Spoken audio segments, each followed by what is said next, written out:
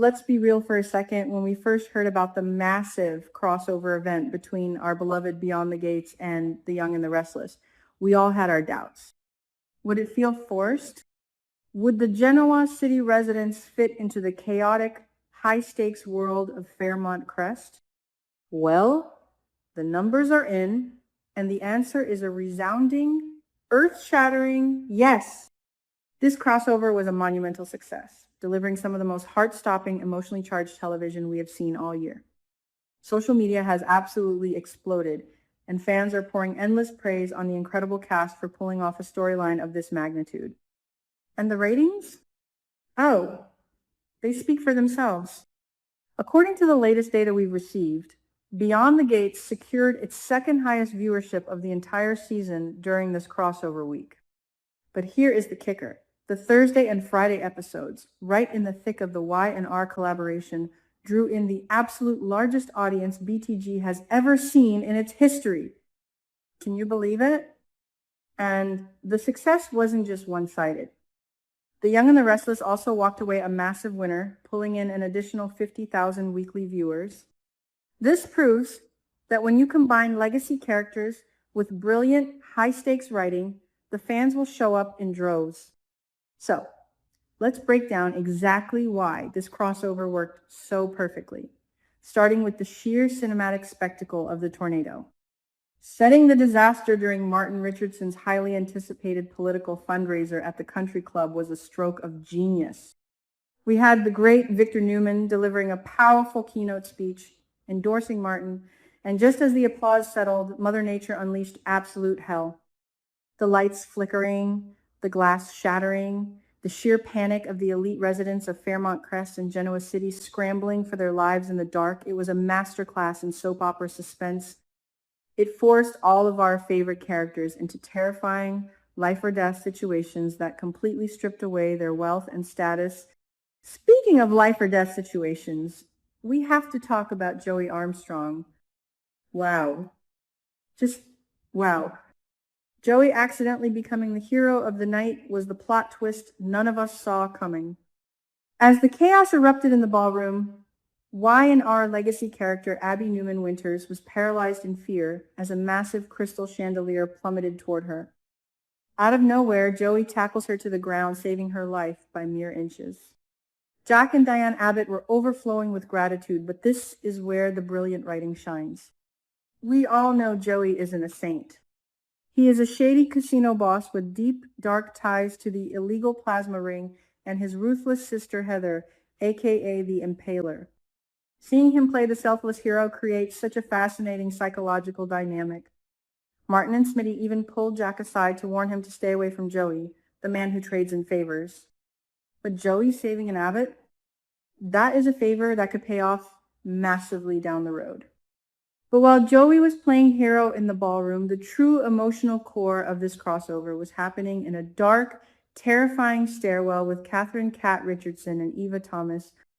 If you have been watching BTG, you know the deep, venomous hatred between these two. Eva slept with Cat's boyfriend, Tomas, and has been a constant thorn in her side.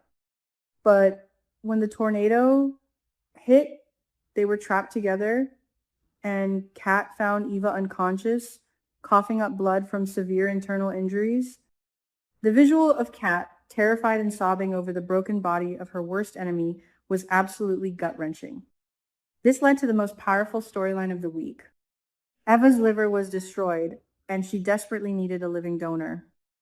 And who was the only match? Cat. The psychological torment Cat went through was incredibly well written. She was pressured by her brother Martin, who cruelly called her Princess Cat and judged by Isaiah.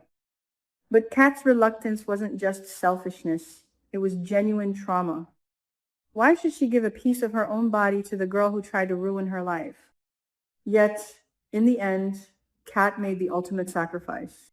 She agreed to the liver transplant, not just for Eva, but out of a desperate, profound love for her father, Ted. And you won't believe what happens next. The writers didn't just let the surgery be a simple fix. They flipped the script. Eva woke up perfectly healthy, while Kat suffered a catastrophic medical complication that sent her heart rate skyrocketing and left her fighting for her life in a coma. While unconscious, Kat experienced a profound out-of-body, alternate reality dream where she finally understood the pain and rejection Eva felt her whole life. This supernatural element was a brilliant way to force these two bitter rivals to finally connect on a soul level. The writers successfully bonded Eva and Kat forever, turning a tragic disaster into a beautiful story of redemption and sisterhood. Now, let's pivot to the steamy, scandalous drama, because what is a soap opera crossover without some incredibly inappropriate hookups? Let's talk about that stopped elevator. Danny Dupree and Bill Hamilton. I am still screaming at my television. When the power went out, these two toxic exes found themselves trapped in a pitch black elevator, convinced they might not make it out alive. And what do? They engage in a frantic, passionate, panic-induced hookup. I have to say, I think Danny making this choice was a massive, heartbreaking mistake. She is married to Andre, who is arguably the sweetest, most devoted man in Fairmont Crest. Andre was literally at home, injured, calling Danny his entire world, while she was locking lips with her arrogant, manipulative ex-husband. The crushing guilt Danny felt the moment the doors opened was palpable. But here is the delicious, twisted irony of it all. Bill is currently being slowly poisoned by his current wife, Haley, who is slipping special juice into his drinks to collect his $10 million life insurance policy. Danny has no idea she just hooked up with a dead man walking. Bill's smug arrogance, believing Danny still wants him, contrasted with his deteriorating physical state, is just top-tier soap opera storytelling.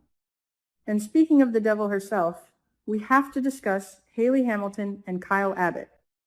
Oh my goodness. While Bill was busy betraying her in the elevator, Haley was trapped in a closet with Genoa City's resident playboy, Kyle. The moment the doors shut, Haley didn't hesitate. She slipped off her wedding ring faster than the tornado tore off the country club's roof.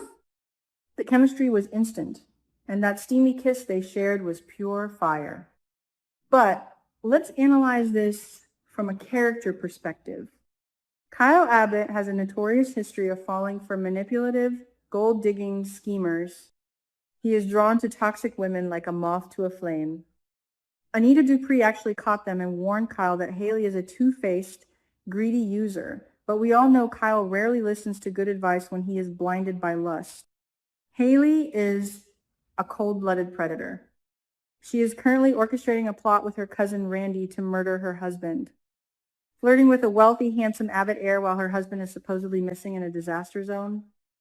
That is sociopathic behavior, and I am absolutely here for it. This brings me to my favorite part, the theories and future predictions. These crossover leaks and the subsequent ratings explosion prove that blending these two universes is incredibly exciting for the fans. I am desperately hoping this becomes a regular event, because the narrative possibilities are endless. My personal theory, Haley is going to succeed in her plot. She is going to finish poisoning Bill, collect that massive $10 million payout, and realize that Fairmont Crest is getting way too hot for her, with people like Joey Armstrong and Tomas Navarro sniffing around her lies. Where is a wealthy, newly widowed Black Widow going to go to escape the heat? Genoa City, of course. I want to see Haley pack her bags, move to Y&R, and fully lure Kyle Abbott into her web of scams. Imagine Haley integrating herself into the Abbott family, going toe-to-toe with Diane Jenkins, and trying to con Kyle out of his Jabot fortune. It would be the ultimate crossover continuation. She already planted the seed with that closet kiss, and Kyle is the perfect, gullible target for her next long con. The success of this Btg and Y&r crossover is a massive win for the daytime drama genre. It proves that audiences are still hungry for grand sweeping narratives, natural disasters, high-stakes medical emergencies, and scandalous forbidden romances. The writers took a massive risk by blending these two distinct tones, but by focusing on character-driven emotional beats like Kat's sacrifice, Joey's unexpected heroism, and Danny's tragic lapse in judgment, they created television magic. I am so thrilled that the ratings reflect the hard work of this incredible cast and crew. Hitting record-breaking numbers is no small feat in today's television landscape. It ensures that our favorite characters will be sticking around for a very long time, and hopefully, it guarantees that the gates of Fairmont Crest will remain open to our friends in Genoa City. But enough from me. I want to hear from all of you in the comments down below. Are you as obsessed with this crossover as I am? Do you think Danny's going to confess her elevator hookup to Andre, or will Bill use it to blackmail her? And most importantly, do any of you want to see Y&r's Kyle return to BTG, or better yet, see Haley take her deadly scams over to Genoa City? Let me know your thoughts. Hit that like button, subscribe if you haven't already, and I will see you in the next video for more juicy soap opera spoilers.